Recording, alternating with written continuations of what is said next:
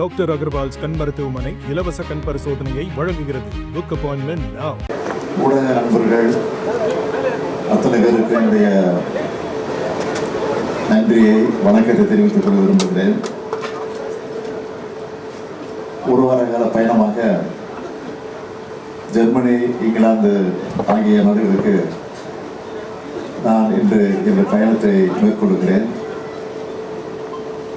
September 8ஆம் தேதி நான் திரும்பி வருகிறேன். தாயகம் தமிழகத்துக்கு திரும்பி வருகிறேன். இந்த பயணத்தில் தமிழ்நாட்டை நோக்கி தொழில் முதலீடுகளை ஈர்ப்பதற்காகவும் புதிய ஒப்பந்தங்களில் கையெழுத்துப்படுவதற்காகவும் திட்டமிடப்பட்டிருக்கிறது. 2021 திராவிட முன்னேற்ற கழகத்துடைய ஆட்சி பொறுப்பேற்றதற்கு பிறகு இதுவரை 10,62,752 2021 திராவிட முன்னேற்ற கழகத்துடைய ஆட்சி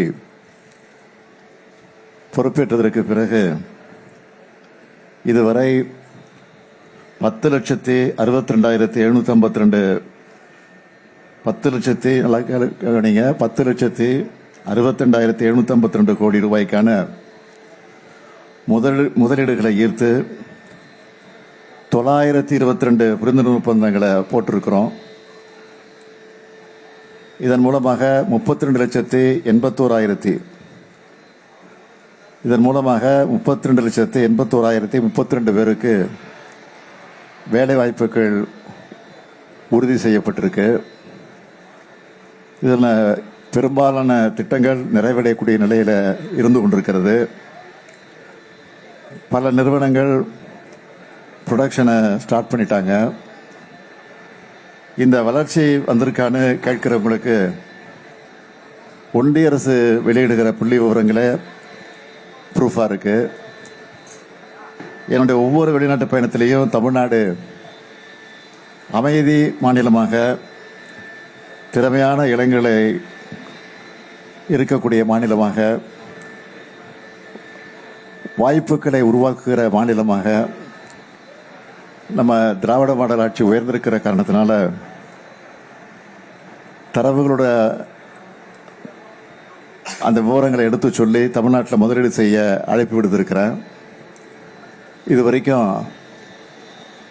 ஐக்கிய அரபு அமீரகம், ஜப்பான், சிங்கப்பூர், ஸ்பெயின், அமெரிக்கா ஆகிய 5 நாடுகளுக்கு நான் பயணத்தை மேற்கொண்டு அமெரிக்க பயணத்தில் 19 புரிந்துணர்வு ஒப்பந்தங்கள், ஸ்பெயின் பயணத்தில் 3 புரிந்துணர்வு ஒப்பந்தங்கள், ஜப்பான் பயணத்தில் 7 புரிந்துணர்வு ஒப்பந்தங்கள், ஐக்கிய அரபு அமீரக பயணத்தில் 6 புரிந்துணர்வு ஒப்பந்தங்கள், சிங்கப்பூரில் ஒரு ஒப்பந்தம்னு 30,037 நபர்களுக்கு வேலைவாய்ப்புகளை உறுதி செய்யக்கூடிய 36 புரிந்துணர்வு ஒப்பந்தங்கள் மேற்கொள்ளப்பட்டு 18,498 கோடி ரூபாய்க்கான முதலீடுகளை தமிழ்நாட்டுக்கு வந்திருக்கு. இந்த 36 ஒப்பந்தங்களில் 23 திட்டங்கள் பல்வேறு செயல்பாட்டு நிலைகளில் இருக்கிறது. இதோட தொடர்ச்சியாகத்தான் ஜெர்மனி, இங்கிலாந்து ஆகிய நாடுகளுக்கு நான் புறப்பட்டு செல்கிறேன். அங்கே மேற்கொள்ளப்படக்கூடிய எம்ஓயுக்கள் பற்றி பிரஸ் ரிலீஸை நான் தர சொல்லியிருக்கிறேன். உங்களுக்கு திரும்ப வர அன்னைக்கும் நான் உங்களை சந்தித்து இது குறித்து விவரமாக சொல்ல இருக்கிறேன். இந்த பயணத்தில் குறிப்பாக சொல்லணும்னா செப்டம்பர் 4ஆம் தேதி ஆக்ஸ்போர்டு யூனிவர்சிட்டியில் நடக்கிற சுயமரியாதை இயக்க நூற்றாண்டு கருத்தரங்க நிகழ்ச்சி நான் கலந்து கொண்டு பகுத்தறிவிப்புகள் தந்தை பெரியார் படத்தை திறந்து வைக்கக்கூடிய ஒரு அற்புதமான ஒரு நிகழ்வு நடைபெற இருக்கிறது. நாட்டிலேயே அதிவேகமாக வளர்ச்சி பாதையில் நடைபெறக்கூடிய நம்முடைய தமிழ்நாட்டை நோக்கி புதிய முதலீடுகளை ஈர்க்க நான் செல்லுகிறேன். தமிழ்நாட்டு மக்களோட அன்போடு நான் புறப்பட்டு செல்கிறேன் என்பதையும் உங்களிடத்தில் நான் மகிழ்ச்சியோடு தெரிவித்துக் கொள்கிறேன்.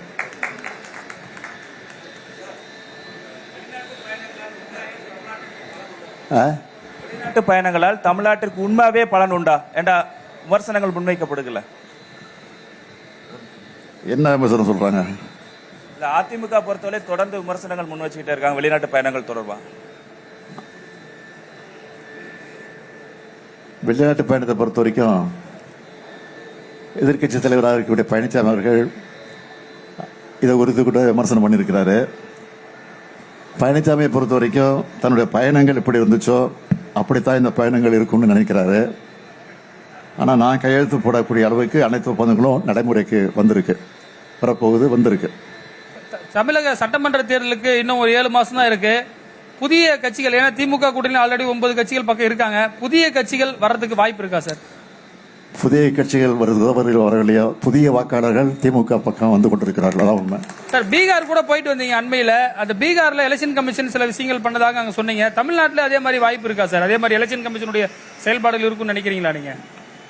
யார் எப்படிப்பட்ட சதி செஞ்சாலும் அதை முறியடிக்கிற வல்லமை தமிழ்நாட்டுக்கு உண்டு. ஏன் பீகாரில் கூட தேர்தல் ஆணையம் நினைச்சது நடக்காது. உண்மையாக நான் போயிட்டு வந்த அனுபவத்தில் சொல்கிறேன்.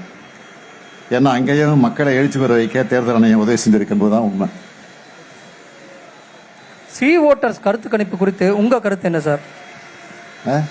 சி ஓட்டர்ஸ் கருத்து கணிப்பு நடத்தியிருக்காங்க, அது குறித்து உங்கள் கருத்து என்ன? எந்த கருத்து கணிப்பு இருந்தாலும் எல்லா கருத்து கணிப்புகளையும் மிஞ்சி ஒரு அமோக வெற்றி தான் திமுக கூட்டணி பெறப்போகுது. அதில் எந்த சந்தேகமும் இல்லை.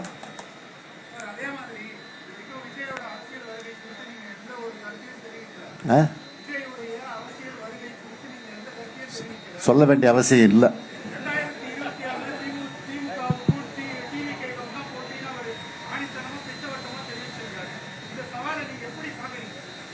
நான் அதிகம் பேச மாட்டேன், இதுக்கெல்லாம் பேச வேண்டிய அவசியம் இல்லை. பேச்சை குறித்து செயலில் நம்முடைய திறமையை காட்டணும், அவ்வளோதான் என்னுடைய கருத்து.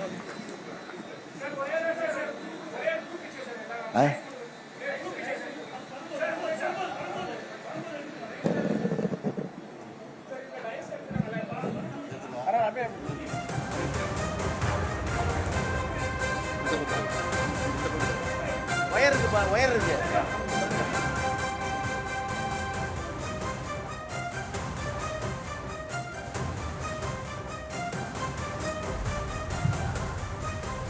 முதலமைச்சர் மு.க. ஸ்டாலின் அரசு முறை பயணமாக ஜெர்மனி மற்றும் இங்கிலாந்து நாடுகளுக்கு பயணம் மேற்கொள்ள இருக்கக்கூடிய சூழலில் அதற்கு முன்பாக செய்தியாளர்களை சந்தித்திருக்கிறார். கடந்த 4 ஆண்டுகளில் 922 புரிந்துணர்வு ஒப்பந்தங்கள் கையெழுத்தாகி இருப்பதாகவும் அவர் தெரிவித்திருக்கிறார்.